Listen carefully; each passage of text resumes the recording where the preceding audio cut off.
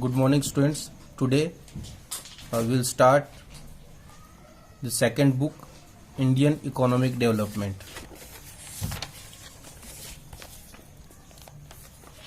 We'll study the economic development of India in this book. How India emerged as the highest developing nation in the world. What was India's condition? We'll start our study from the Indian economy, what the situation of economy on the day of independence, how we get up to those situations, and what we have achieved from there, and we'll end our study at what is India's situation today in comparison to the neighboring countries. So first we started with Indian economy on the eve of independence. In this chapter we'll study about colonial exploitation of Indian economy under British rule, features of Indian economy on the eve of independence, agricultural sector on the eve of independence, industrial sector on the eve of independence, foreign trade under British rule, demographic profile during of British rule, then occupational structure of India on the eve of independence, and infrastructure on the eve of independence. First we start with colonial exploitation of Indian economy under the British rule. How India faced exploitation during British rule. First we start with the agricultural sector. In agricultural sector, the Indian farmers were exploited through Zamindari system. It was a system of land revenue collection, in which what British generally do, they appointed a person as Zamindar, and these Zamindars were declared as owners of the soil. What these Zamindar do, they pay a fixed sum of amount to the government by the way of land revenue. Suppose they have fixed the 1,000 rupees or 10,000 rupees, lakh rupees as land revenue fixed from the village, from the land of that village, from the land of that area which is under that Zamindar, and then they were free to extract as much as they wished from the tillers of the soil. Tillers of the soil, it means the farmers. And the farmers, they don't have the rights on property, on the land which they are cultivating. All the lands belong to Zamindars.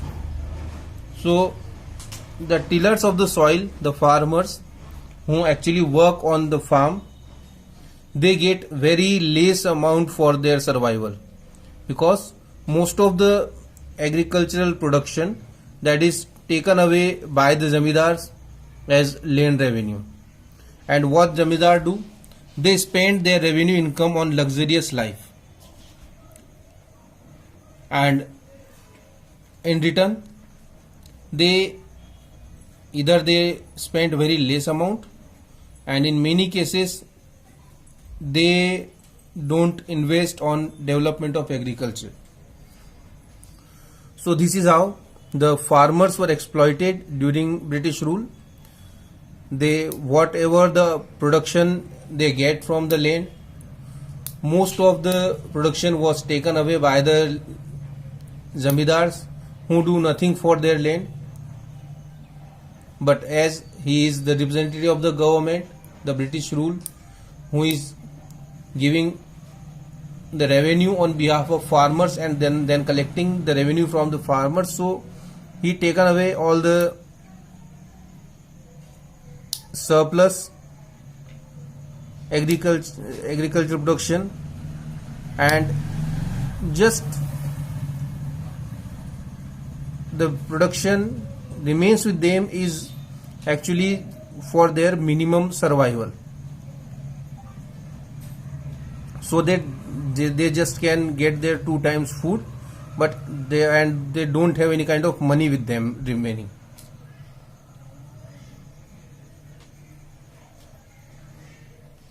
It is actually a middleman system in which zamindars were the middlemen, they intermediate between the colonial government and the peasants, the farmers, and they pay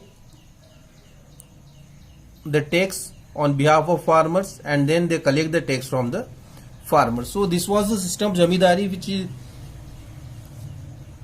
exploited our farmers. Now if we see the second sector, that is the industrial sector. At the time when British rule was there in India, there were basically 3 sectors in the economy. These were the farming sector, the industrial sector, and the international sector. Service sector was not that much developed that we talk about that in detail in differently. It was a very lower sector, and that till that time it was not considered as a separate sector. So colonial exploitation of industrial sector, how industries were exploited by British rule.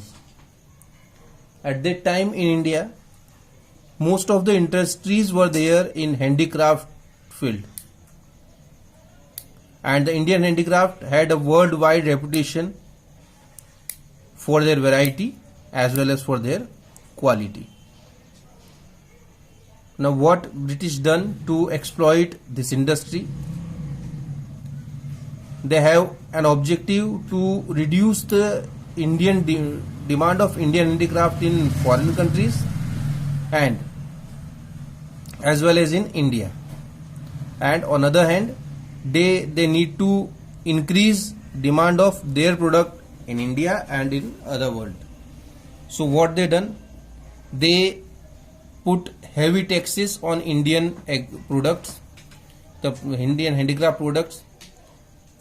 They imposed heavy duties on on the export of Indian products. So Indian products got very expensive in India as well as in other countries, and they allowed duty-free import of British goods in India.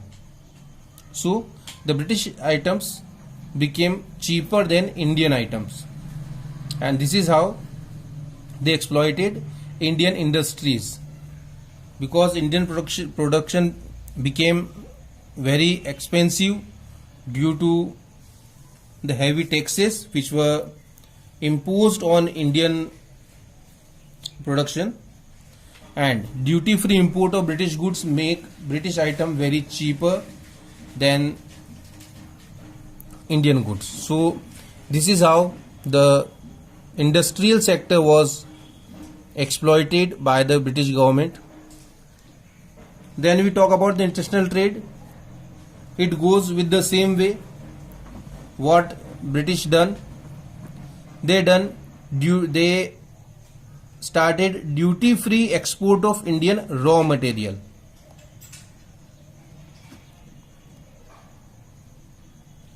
So if Indian raw material is going to Britain, that is duty-free. So British companies got raw material on cheaper prices, and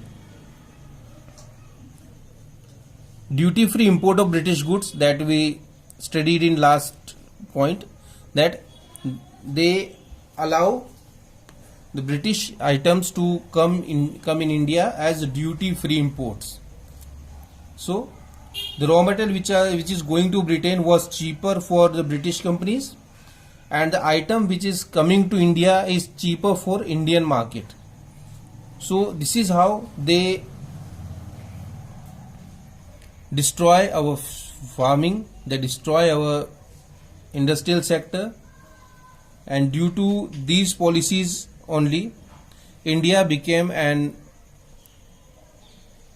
backward economy.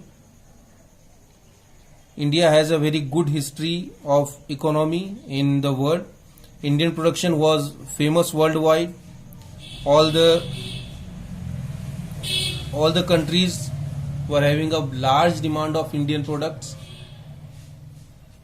especially the kings of all the countries and the rich people in Europe, in Arabian world, all have a very big demand of Indian product. But as the British came to India and they used these policies which we have studied, Indian economy became stagnant as well as a backward economy. So all these were done by the British in India. And what type of economy they give us? So the features of Indian economy on the eve of independence. India was a stagnant economy. It means the development of Indian economy was very much stable. It is not developing. It was stable at. It means it is either showing the growth or it is not showing the growth, or the growth which is being shown was very less. Just like if we compare it from 1860 to 1925, the growth of per capita income was 0.5%, which we can say that it is either, we can say that it is neither a growth nor anything added to the income in the people. Between 1925 to 50, it was 0.1%. So this cannot be called a increase in income. So this much situation was there in India. And when we have this much low per capita income, this much low increase in per capita income, then people need to live their life in poverty because income is not increasing, so the standard of living goes down.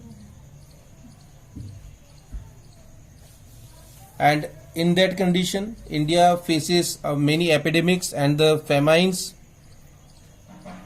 that time, so it has become very difficult for Indians to live a life. The second characteristic of India is it was a backward economy because the per capita income of India was very low, and it was from 1947 to 48, it was just 30 rupees per year, and it represents us that bulk of the population were very poor and they were living their life without sufficient food, clothing and shelter.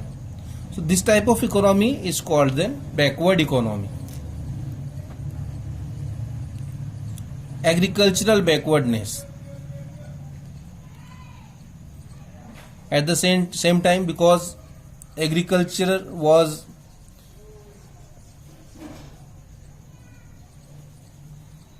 exhausted or exploited by zamindari system, so India is facing agricultural backwardness, which is our main strength. We are basically agricultural nation, but as the British policies were not good for the development or growth, you can see here that we became very much backward. Just like nearly 72% of country's working population was engaged in agriculture. During British period, 72% people were engaged in agriculture activities, but the contribution of agriculture was 50%. So we are not producing as much people are working in agriculture field. If we talk about the productivity of wheat, that was 660 kilograms per hectare, and of rice it is 665 kilograms, which is very lower than the world average. And the production, it was very low. It was that much low that it was not enough for our subsistence. It means we cannot provide food to everyone in the country. We are producing just 527 lakh ton in 1947-48. Then industrial backwardness, because of the British policies, our productions of machines were just negligible. Because of these policies, so productions of machines were very negligible. We are not producing the machines. We need to bring machine from other countries. Then we are not producing with machines as well. Then small scale industries were almost ruined. They were finished due to the British policies, and the capital goods were not produced in India. We are dependent on the imports, so it became very difficult for us to get a good production. Then rampant poverty. We have a lot people living below poverty line. They were that much poor that they cannot get 2 square meal a day. They are not having the homes, and widespread unemployment was there in the country. Poor infrastructure. Infrastructure, it means the means of transportation, means of communication, generation of power. It was not there in the country. You can see the figures. Then heavy dependence on imports, because the imports were very